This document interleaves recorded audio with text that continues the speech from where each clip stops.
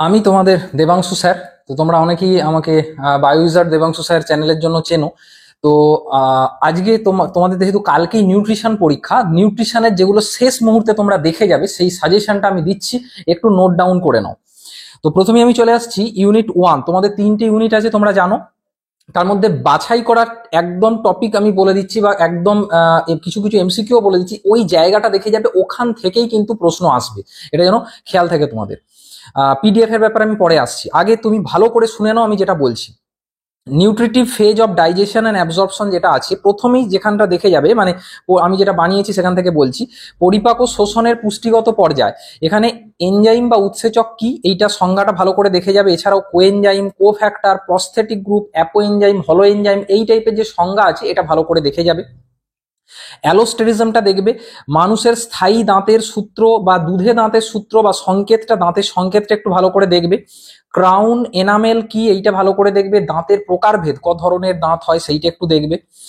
মানবদেহের বিভিন্ন পৌষ্টিক নালী যেগুলো আছে, বা ধরো গ্লটিস, এইরকম এরিয়াগুলোর এগুলো কাজগুলো একটু দেখবে। লালা গ্রন্থির ধরন, লালা গ্রন্থি দেখো সাবম্যান্ডিবুলার, সাবলিঙ্গুয়াল, বা কোথায় থাকে তাদের অবস্থানটা, কজোড়া থাকে, 3 জোড়া জানো।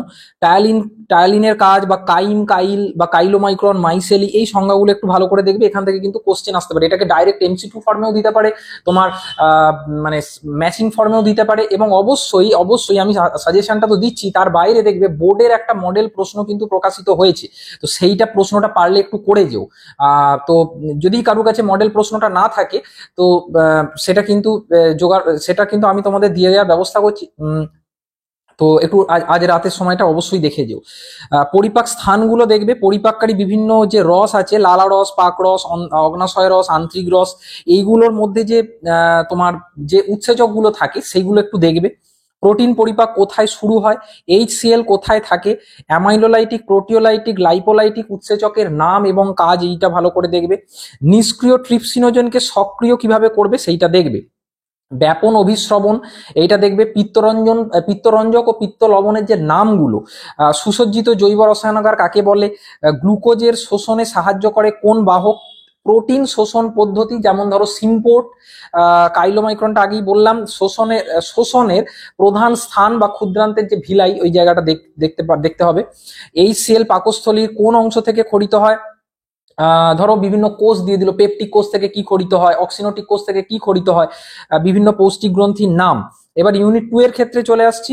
উপচিতি অপচিতিমূলক বিপাক এবং তার সাথে গ্লাইকোলাইসিস বা ক্রেবস চক্র, যেটাকে তাদের উৎসেচকগুলোর নাম, কোথায় হয়, এবং কত এটিপি তৈরি হয়, শক্তির হিসাবটা একটু ভালো করে দেখবে। কার্বোহাইড্রেট থেকে উৎপন্ন গ্লুকোজের যে মানে উৎপন্ন হওয়ার যে পদ্ধতির নাম, এবং অবশ্যই খুব ইম্পর্টেন্ট ডিঅ্যামাইনেশন, ট্রান্সঅ্যামাইনেশন, অর্নিথিন চক্র, ট্রান্সমিথাইলেশন, এই জায়গাটা একটু দেখবে। রক্তের শর্করা মাত্রা নিয়ন্ত্রণকারী হরমোনের নাম, রক্তের গ্লুকোজের স্বাভাবিক মাত্রা, হাইপারগ্লাইসেমিয়া, হাইপোগ্লাইসেমিয়া, গ্লুকোসুরিয়া। আমি যেটা বলছি আগে ভালো করে বুঝে নাও, এই প্রত্যেকটা টপিক তোমাকে দেখতে হবে, এমন কিছু সময় লাগবে না। এগুলো আশা করি তোমাদের তৈরি আছে, নাহলে বই থেকে দেখবে বা নেটে সার্চ করলে এই টার্মগুলো পেয়ে যাবে, একবার চোখ বোলাতে হবে, খুব বেশি টাইম লাগবে না। পিডিএফ এর ব্যাপারে আমি পরে আসছি। ফ্যাটের বিটা জারণটা হালকা করে দেখতে পারো। ইউরিওটেলিক, ইউরিকোটেলিক, অ্যামোনোটেলিক প্রাণীর নাম, এইটা একটু দেখবে।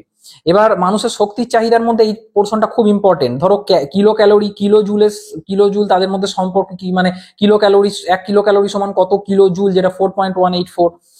খাদ্যের তাপন মূল্য নিয়ন্ত্রণকারী যন্ত্রের নাম, যেটা বোম ক্যালোরিমিটার দেখবে।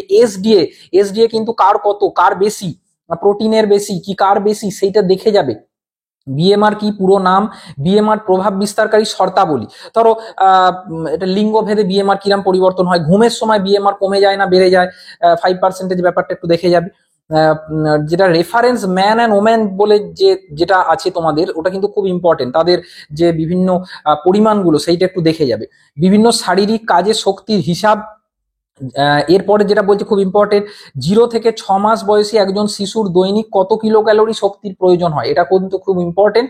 বা তোমাকে ধরো একটা খাবার দিয়ে দিল, খাবার দিয়ে সেখানে বললে এত প্রোটিন আছে, এত কার্বোহাইড্রেট আছে, সেখান থেকে তার তাপ শক্তি কত উৎপন্ন হবে, এইরকম কিন্তু আসতে পারে অঙ্ক। তারপরে 7 থেকে 12 মাস বয়সী শিশুর শক্তির চাহিদা, প্রাক বিদ্যালয়ে গামী শিশুর শক্তির চাহিদা। তারপর একটা ইম্পর্টেন্ট আরো বেশি, একজন গর্ভবতী মহিলার প্রথম দ্বিতীয় ট্রাইমেস্টার এবং তৃতীয় ট্রাইমেস্টারে বিএমআর বাড়ে না কমে, কত বাড়ে, যেটা 5% 12% জানো তোমরা। গর্ভাবস্থায় যে অতিরিক্ত শক্তির হিসাব, কোন ট্রাইমেস্টারে কত কিলো ক্যালোরি অতিরিক্ত শক্তি লাগে এটা দেখতে হবে তোমাদেরকে। ফ্যাট এবং লোহার চাহিদা, একজন স্তন্যদাত্রী মায়ের শক্তির চাহিদা, এছাড়াও পিএআরটা দেখবে, যেটা তোমরা জানো, আমি যেটা বলছিলাম পিএআরটা দেখবে, এবং তার সাথে সাথে আরকিউ বা বেনেডিক রথ যন্ত্র, তাদের ব্যবহার, এটা একটু দেখবে।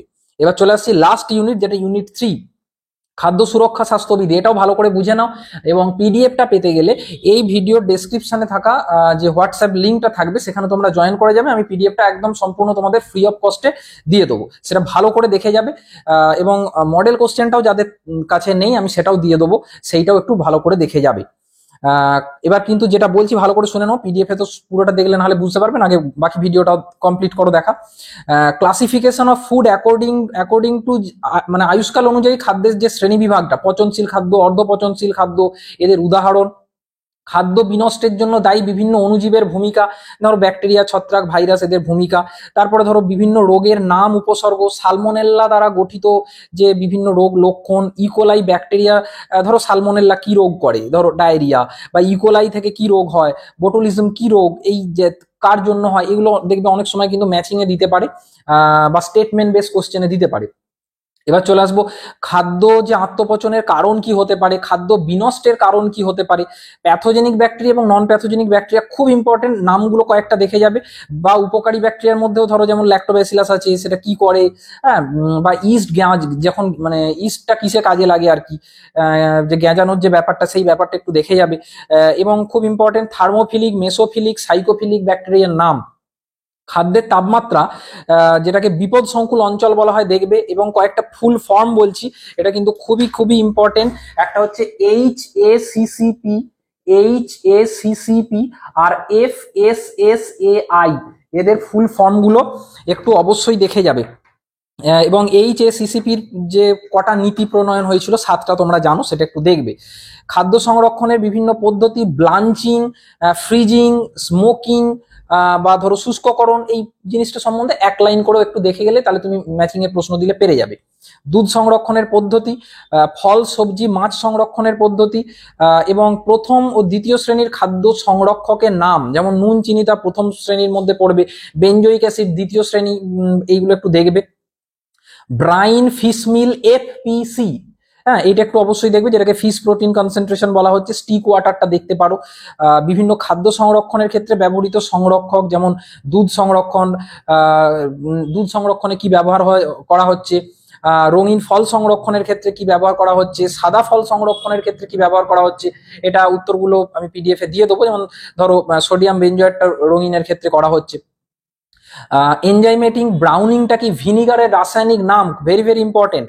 বিভিন্ন খাদ্য মানে সংযোজিত পদার্থ, এটাকে ফুড অ্যাডিটিভস বলা হয়। যেমন হলুদ গুঁড়ো, বেসন, ভোজ্য তেলের মধ্যে কি ভেজাল থাকে, আমি একটা উদাহরণ দিচ্ছি। যেমন ধরো হলুদ গুঁড়োতে ভেজাল হিসেবে তোমার মেটালিন ইয়েলো যেটা আছে সেটা তোমরা জানো, সেটা বা এর প্রভাব কি হতে পারে একটু দেখে যাবে। ভেজাল সংরক্ষণের পরীক্ষা, PFA বিধিটা কি, আগমার্ক, AGMARK যেটাকে বলা হয়, এবং ISI সার্টিফিকেশন। এই প্রশ্নগুলো দেখে যাও। আমার ধারণা এর বাইরে কিন্তু প্রশ্ন তোমাদের হতেই পারে না, মানে এই প্রশ্নগুলোর মধ্যেই ম্যাক্সিমাম প্রশ্নটা বা ম্যাক্সিমাম সাজেশনটা তোমরা, বা 35টা কোশ্চেনের মধ্যে ম্যাক্সিমাম প্রশ্ন তুমি এখান থেকেই পেরে যাবে। এর বাইরেও যাদের সময় আছে তারা, আমি ওটা পাঠিয়ে দেবো। এই ভিডিও ডেসক্রিপশনে থাকা হোয়াটসঅ্যাপ লিঙ্কটা তোমরা জয়েন করো। আর যাদের, তোমাদের আরো একটা কথা বলি, যারা বায়োলজি আছে, তোমাদের বায়োলজি পরীক্ষা তো এরপরই আসছে, তো তার জন্য আমার চ্যানেলের লিঙ্কটাও এই ভিডিওর ডেসক্রিপশনে দেওয়া থাকবে, তো সেখান থেকে তোমরা আমার চ্যানেলটা ভিজিট করতে পারো। বায়োলজির আগে আমি বেশ কিছু MCQ ওখানে প্র্যাকটিস করাবো, এবং যেটা বলবো যে, এবং এই হোয়াটসঅ্যাপ যে লিঙ্কটায় তোমরা জয়েন করবে, আজকে রাতের মধ্যেই আমি পিডিএফটা তোমাদের একদম ফ্রি অফ কস্টে দিয়ে দেবো। কালকের পরীক্ষা তোমাদের খুব ভালো হোক। আর মিঠুন স্যার এবং আমার তরফ থেকে, দুজনের তরফ থেকেই তোমাদেরকে কালকের পরীক্ষার জন্য আমার শুভেচ্ছা রইল। ভালো হোক পরীক্ষা তোমাদের।